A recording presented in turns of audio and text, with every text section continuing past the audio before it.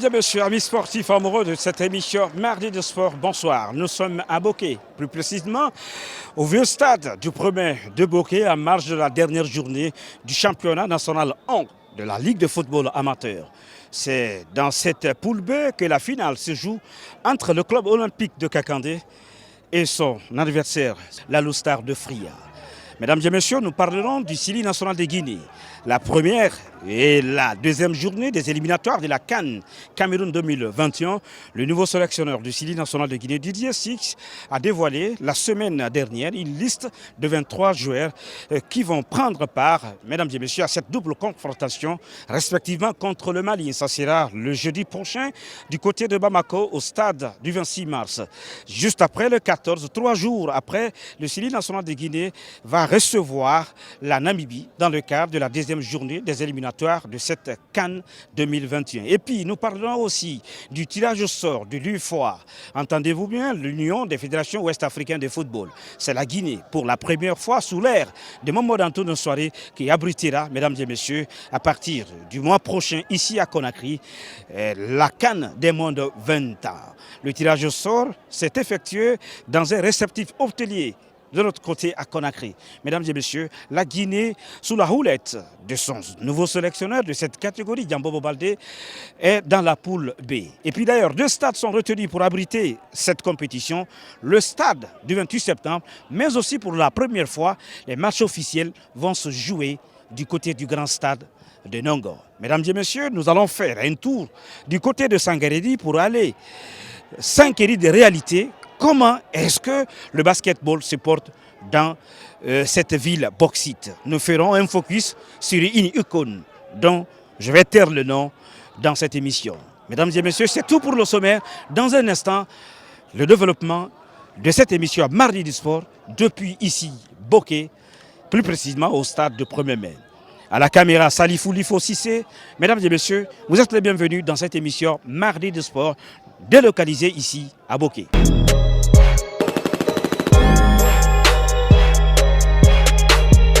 Comme annoncé au sommaire, de retour sur ce plateau spécial ici au stade du 1er mai de Bokeh, à marge donc de la finale dans cette poule B du championnat national 1 entre le club olympique de Kakandé et l'Alostar de Fria. Qui de ces deux équipes jouera les montées, c'est-à-dire les barrages de la montée pour retrouver la Ligue 2? La question, c'est à la fin de cette émission. Et puis il sera avec moi, Bassekou Amidou Dramé, l'un des membres du bureau exécutif du club olympique de Kakandé, pour nous en dire un peu plus le parcours de cette formation présidée par Lamine Guirassi, PDG du groupe Adafo Média. Comme annoncé au sommaire, voici à présent le sélectionneur du Sili national, Didier Six, sur la liste des 23 joueurs. Suivez.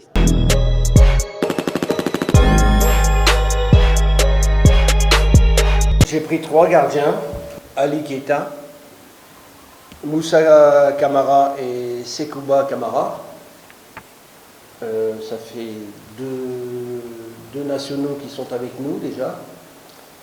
J'ai pris deux arrières latérales gauche qui sont Isaga, Silla et Pakonaté. Deux côtés droits, Sankon, Sori et Michael Dristim. J'ai pris 3 dans l'axe, Julien, Janvier, Sékou Condé et Falette Simon. Après, le milieu est assez fourni, que ce soit défensivement ou offensivement. J'ai pris Kenzo Mara, Ibrahima Kamara, Kamara Madi, Sadio Diallo, Nabi Keita, Conté Sori Maïbra, Sedouba Souma, François Kamano, Yansan Momo, Morley Silla. Et 3 attaquants de pointe, Yatara, Elo, Kamara Demba et José Conté Martinez.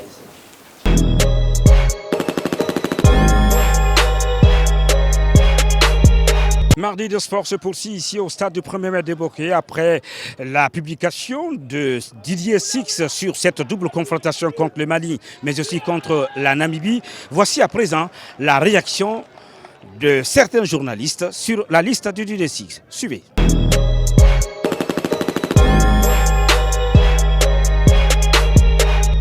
Dans cette liste, On retrouve 2 gardiens et un joueur de champ, tous évoluant dans le football local.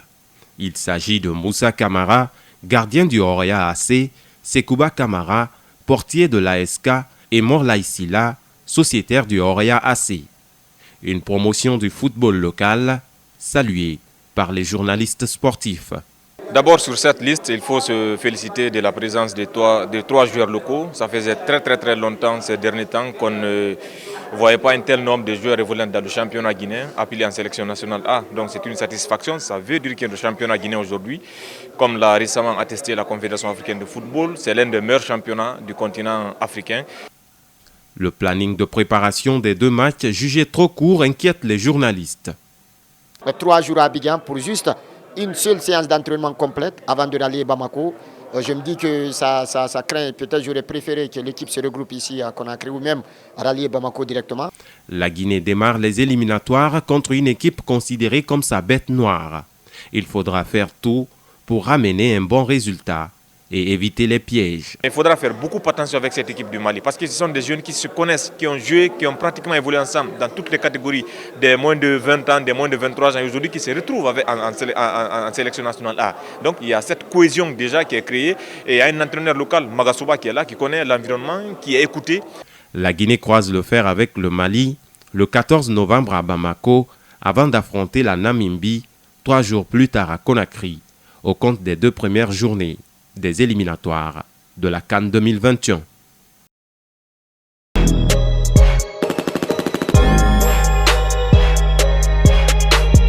Bonne chance au Sili national de Guinée pour cette double confrontation.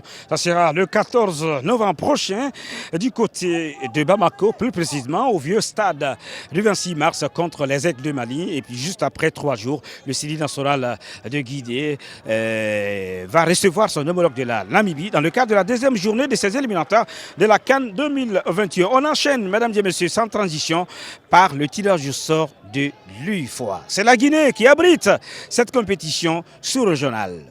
Suivez les moments forts de ce tirage au sort.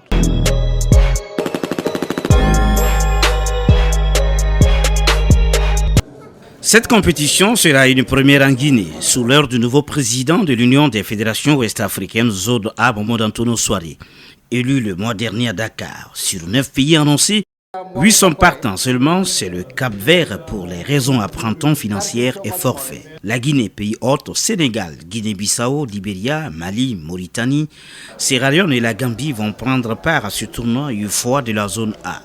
Ces pays sont répartis en 2 poules différentes, A et B, et c'est le stade du 28 septembre et celui de Nongo qui abriteront les matchs du tournoi. Le coût d'organisation est estimé à $300 000 entièrement financé par un sponsor. Le premier tournoi de notre mandature soit organisé chez nous, ici à Conakry, et sur les 2 stades, le stade de Nongo et le stade de 28 septembre. Donc, ça c'est à votre honneur. Le pays hôte, la Guinée, de son côté, assurera le transport interne des équipes, l'hébergement et tout ce qui ressort de logistique. Je voudrais donner l'assurance ici et prendre l'engagement au nom du gouvernement, que le gouvernement, par le canal du ministère des Sports, ne ménagera aucun effort pour accompagner, n'est-ce pas, la nouvelle équipe de l'Union des fédérations ouest-africaines de football. Ce tournoi sera un test pour le nouveau sélectionneur des moins de 20 ans, Djambo Baldé. Il était là, il était venu pour négocier son contrat avec la Guinée. Tout est bien parti et quand il a signé, il est reparti en France pour se préparer afin de revenir rapidement. 16 arbitres FIFA sont désignés pour officier ce tournoi des moins de 20 ans qui est en sa 2e édition. Voici le tirage au sort complet. Poule A, Guinée, Mauritanie, Sénégal, Sierra Leone. Poule B, Gambie, Mali, Libéria, Guinée-Bissau. Le match d'ouverture se jouera au grand stade de Nongo.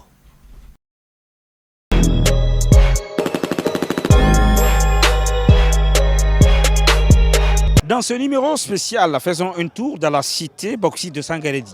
Là, nous parlerons de la discipline de basketball, notamment du parcours d'un grand, je dis bien d'un grand talents de ce secteur des années 1980 et 1990, à la personne de Malick Gueye, icône du basket national.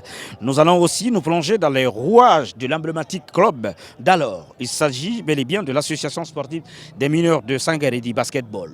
Ce club qui s'est illustré au cours des années 1990-2000, aujourd'hui au bourg des Gouffres. Si par endroit ce club a courbé l'échine selon moult observateurs, cette situation s'explique par la démission de la CBG dans la gestion de cette discipline sportive. Suivez le focus réalisé et commenté par notre reporter de la région, Kadja Diallo. C'est un grand format spécial dans cette émission Mardi de Sport.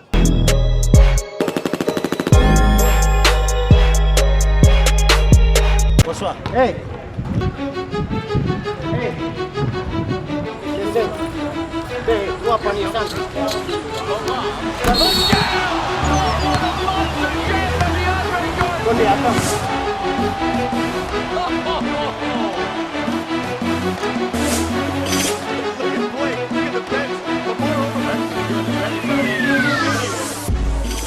Avant de lancer définitivement sa carrière dans cette discipline qui fut bien, Malick Gueye, entraîneur de l'équipe de la zone régionale de Boké, certifié par la Fédération guinéenne du basketball depuis 2015. Un basketteur de renom ayant su gravir plusieurs échelons et séduire un grand public plus large lors des années 80 et 90. Sa vivacité technique, sa souplesse, sa motivation et sa vision de jeu l'ont propulsé sur les plus hauts podiums jusqu'à charmer les sélectionneurs nationaux d'alors. Né en 1964 à Koundara, Malick Gueye grandira entre cette préfecture et celle de Fria, deux milieux où le basketball était une véritable prédilection. Très tôt à Fria, il éprouve un vif intérêt pour les disciplines sportives, car la ville de Fria d'antan en regorgeait d'infrastructures à cet effet. De par sa curiosité, Malick Gueye consacrait du temps pour apprendre des cours de basketball avant de trouver la brèche d'ouverture d'une double carrière professionnelle. Il continue de poursuivre son entraînement avec un seul objectif, œuvrer pour faire rayonner le basketball, une discipline bien que laissée pour compte. Grâce à Bachir Diallo qui m'a envoyé dans l'équipe de basket de Sangaredi pour pouvoir prendre l'équipe.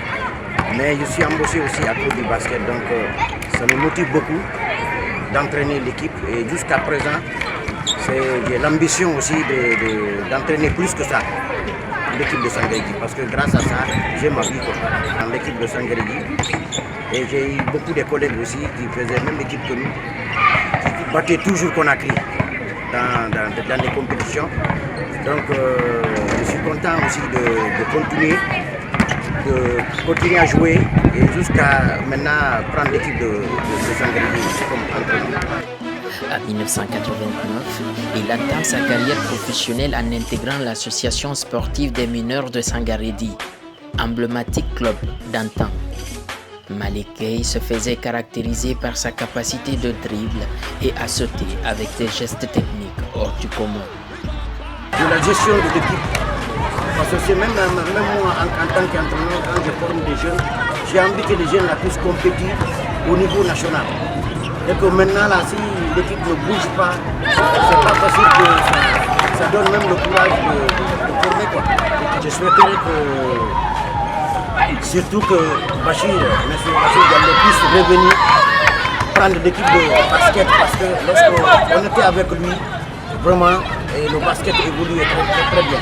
Donc je souhaite que nous revienne prendre l'équipe et que la CBG même s'implique dans ça pour pouvoir aider les jeunes à évoluer dans le sport. La politique de la compagnie des bauxites de Guinée d'alors, gérée à majorité par les Blancs, favorisait des sports, notamment le basketball.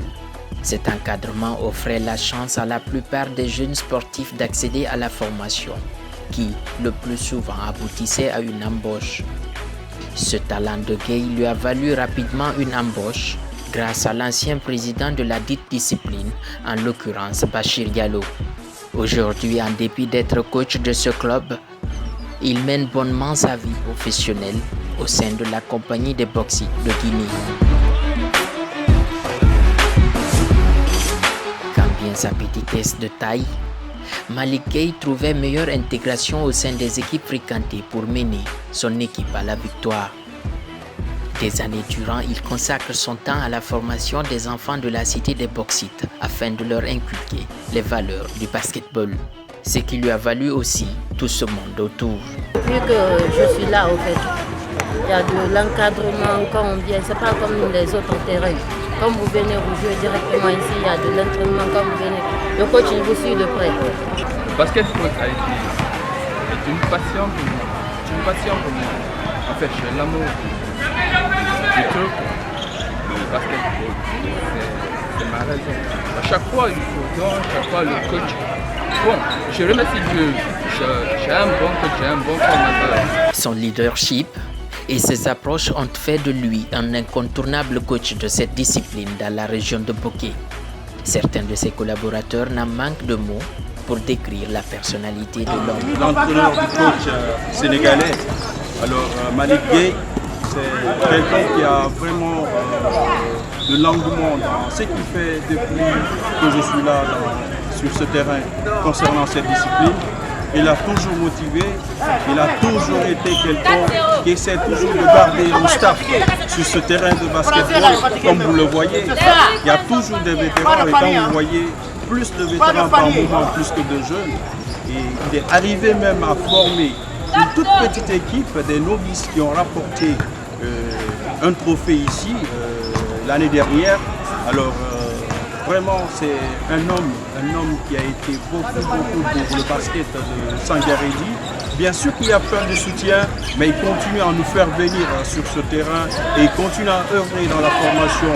Depuis son intégration dans ce milieu en 1989, outre ses talents indiscutables, Malick se bat pour la pérennité des acquis de cette discipline. Il formule un plaidoyer auprès des décideurs, notamment à la compagnie des bauxites de Guinée, l'unique entité qui affiche ce visage de mécène des sports dans cette contrée. Depuis que je suis venu à Sangaredi, le basket a marché à 100%. Pourquoi? Parce que le CBG est impliqué dans la gestion du sport, dans toutes les disciplines que j'ai connues, le football, le basket, le volley, le handball. Et le financement était vraiment un financement de CBG. Donc tout le monde était motivé de jouer. Mais à partir de maintenant, là, que le CBG n'est plus avec le sport est tombé, que ce soit à Sangaredi, que ce soit à Kamsa. Et je souhaiterais que la CBG puisse revenir sur la gestion des sports pour que le basket aussi puisse revenir. Parce qu'à notre temps, on avait tout. Malick Gueye est père de 3 enfants.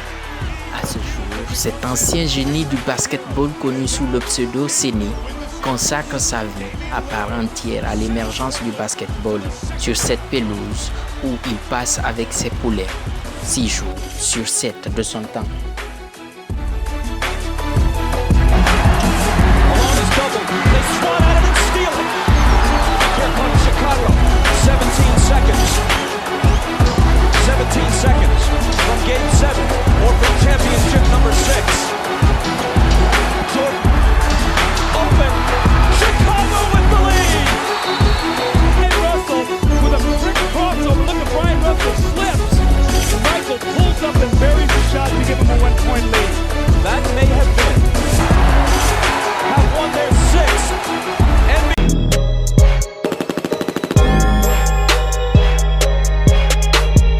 Merci à Kada Diallo pour ce grand format sur le basketball dans la cité de bauxite, mais aussi sur cette icône Malick Gueye du côté de Sangaredi.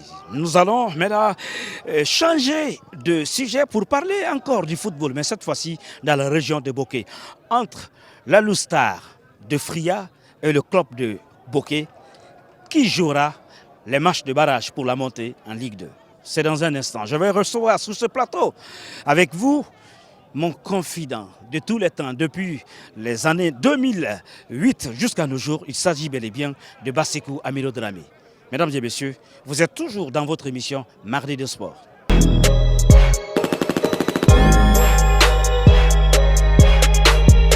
Voilà, de retour dans cette émission spéciale délocalisée ici au stade du 1er mai de Bokeh.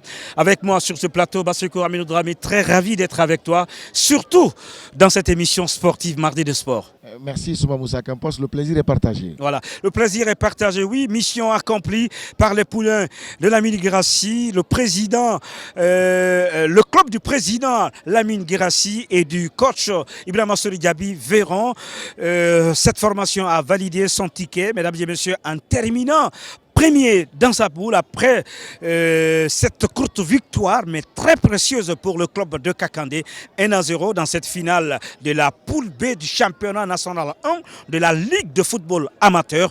Il le fallait, le coq s'est imposé dans un match fou et match tendu. Bassirou Aminou Dramé, après les 45 premières périodes, les deux équipes ont regagné les vestiaires avec un score de parité 0 but partout. C'est pendant la deuxième seconde que le club olympique de Kakandé a fait la différence en marquant ce but par son capitaine Abdoulaye Kamara, le doyen d'ailleurs de cette équipe, après avoir obtenu un pénalty indiscutable dans la surface de réparation. Et le coq termine donc premier devant Alustar de Fria avec un point de différence, 10 points contre 11 points et contre 10 points pour l'Alustar de Fria. Bassirou Aminou Dramé. D'abord, c'était un offre de soulagement et je le disais tantôt à quelques confrères, on ne saura donc remercier la sagacité du président Lamine Guirassy. 2014-2019, ça fait 5 ans et il a donc pensé à aider ce club qui était en souffrance du côté de Bokeh. Et au-delà de tout ce qui s'est passé, on a tenté une fois, 2 fois, 3 fois et ça n'a pas marché. C'est la 4e fois que le dieu du foot a pensé au club olympique de Kakandé. Aujourd'hui, c'est un ouf de soulagement pour tous les Kakandékam, les hommes de l'ombre qui ont pensé également apporter un plus à cette équipe aujourd'hui, à se retrouver dans cette phase donc de cette compétition. C'est que la phase est très fatidique et très capitale parce que nous allons jouer des matchs de barrage pour espérer donc se qualifier pour la Ligue 2. Moi, je me dis par endroit, oui, on a reçu le pari, mais le plus difficile reste à faire pour ce match de barrage. C'est pourquoi je lancerai encore un défi à M. le Président. Ce qui est fait est déjà fait, mais le plus difficile encore nous attend. Okay. Le plus difficile nous attend. Attends, en tant que spécialiste et un journaliste sportif aguerri qui connaît très bien, qui peut décrypter un match de 90 minutes, vous avez suivi avec intérêt, mais franchement, l'adversaire, la Lustar, n'a pas du tout digéré l'arbitrage. Selon vous, est-ce que les règles de l'art ont été respectées pendant les 90 minutes? D'abord, en connaisseur donc, de foot, et pratiquement Alustar ne s'en prendra donc qu'à elle-même. Cette équipe pratiquement est venue avec l'envie de tenir le coq ici dans ses propres installations, faire un match nul, obtenir un point pour finir donc champion au niveau donc de cette poule. Mais concrètement, c'est le contraire qui s'est matérialisé sur le terrain.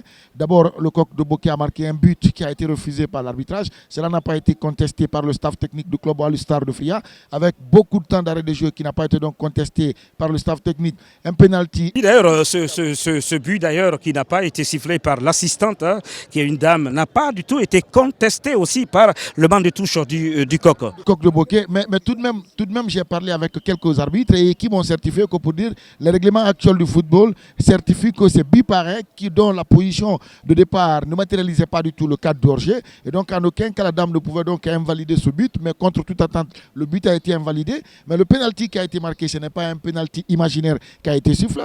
Vous avez suivi l'action qui est partie sous les pieds donc d'Ibrahima Sori Silla, connu sous le nom de Ronaldinho, qui a servi donc Morgan qui était seul dans la surface de réparation avec 2 défenseurs. Il s'est débarrassé de son vis-à-vis. Il a été complètement évincé. Et là, c'est un pénalty complètement indiscutable. Dans la surface de réparation. Et qui a été transformé. Je me demande sur quelle action la formation donc de Fria est en train de protester parce que du côté de l'arbitrage, ils ont commencé d'abord à perdre du temps de jeu. Et c'est qui par la suite, quand le coq a marqué, les joueurs ont passé par les mêmes bisbilles, les mêmes comportements, les mêmes attitudes. Et je me dis par endroit, ils ont fait plus donc d'actions anti-jeu sur le terrain que le club olympique de Kakandé. Si Alustar venait, à ma connaissance, au-delà donc d'être membre du bureau exécutif du club olympique de Kakandé, si Alustar venait avec l'envie de remporter la victoire, envie de jouer, envie donc d'être en tête et partir pour des matchs de barrage. Ce n'était pas la manière dont il fallait jouer cette rencontre de cet après-midi. Mais déjà, psychologiquement, l'équipe était venue pour se dire, bon, le Coq va jouer. Lamine Guirassy, on a tendance à le récupérer. Ou par endroit, les arbitres ont été négociés.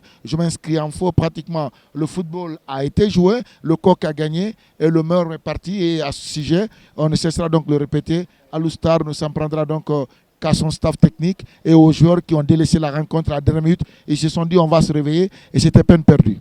Les précisions, mesdames et messieurs, à l'instant même dans cette émission Mardi du Sport de Bassekou Amiro Dramé. Dans le même sillage, on va suivre le secrétaire général de l'Alustar dès après le coup de sifflet final qui tacle l'arbitrage dans cette rencontre. Suivez.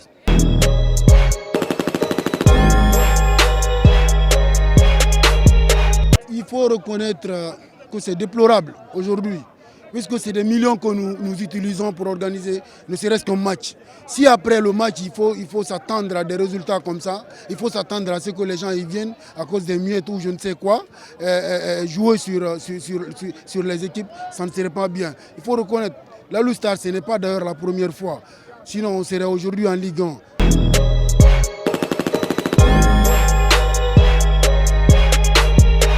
Retour sur ce plateau spécial ici, toujours avec Bassekou Amiro Dramé. On a vu une équipe du Coq de Bokeh est très supportée, un engouement du début jusqu'à la fin. Et les supporters ont envahi le terrain dès après le coup de sifflet final. D'abord, il faut saluer l'esprit d'équipe qui a rayonné autour de cette équipe. Le staff technique de Wakria, les joueurs de Wakria et tout le Kakandé s'est mobilisé pour venir supporter donc cette équipe. Comme pour dire, le Coq a trop duré pendant 10 ans sans être donc en Ligue 2, sans être en Ligue 1. Aujourd'hui, les populations de Bokeh ont envie de voir cette équipe parce que c'est l'équipe de cœur, c'est le club historique donc de Bokeh. Et ce résultat, il faut donc pérenniser cet acquis. Il y a d'autres même qui disent que c'est un patrimoine. Hein. Voilà, et comment pérenniser l'acquis? C'est là, je me dis, que le premier pas est déjà franchi et donc on interpelle le président encore Lamine Guirassy à redoubler encore d'ardeur, à ne pas lésigner sur des moyens et aux personnes de bonne volonté à venir donc appuyer, supporter cette équipe parce que les matchs de barrage vont déterminer le sort du Coq pour la montée en Ligue 2 et en Ligue 2, c'est des rencontres aller-retour, ça nécessite des voyages, des déplacements, des prises en charge et comme pour dire le plus difficile se pointe à l'horizon. Voilà. Mesdames et messieurs, à l'instant même, votre émission Mardi de Sport consacrée à cette victoire du club olympique de Kakandé qui sort premier dans sa poule B devant l'Alustar de Fria avec 11 points, je l'ai rappelé tout à l'heure, l'Alustar de Fria qui termine d'ailleurs deuxième dans cette poule B avec 10 points. Ils étaient aussi en course, je vais parler de l'AS Mineur de Sangaredi, des éléphants de Filima, mais eux aussi, ils ne sont plus à la course également, l'Alustar de Fria. On va suivre la réaction de l'entraîneur du club olympique de Kakandé, Ibrahima Seri Gabi Véran.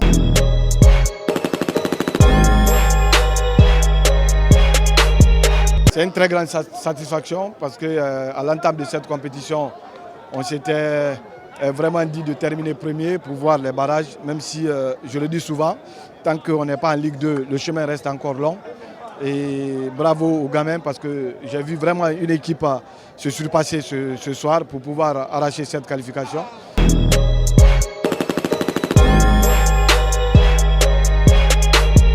Voilà, retour sur ce plateau spécial. C'est presque fini votre émission Mardi de Sport qui était consacrée, mesdames et messieurs, à ces différents sujets que vous avez aimés pendant cette émission. Bassekou Amiro Dramé, merci d'être là avec moi. Et merci pour l'hospitalité. Hein. C'est un devoir parce que tout de même, on a commencé ensemble et venir à Bokeh, au-delà du service, je suis d'ici. Et j'ai l'obligation donc de vous apporter. C'est une histoire très longue entre Bassekou Amiro Dramé et Moussa Campos Souba. Merci à Salifou Lifo Sissé pour la réalisation de cette émission Mardi du Sport depuis au stade du 1er mai de Bokeh. Merci à vous tous. Où que vous soyez, quoi que vous fassiez, nous sommes de cœur avec vous. L'on vous retrouvera, mesdames et messieurs, la semaine prochaine pour d'autres numéros sportifs. Au revoir.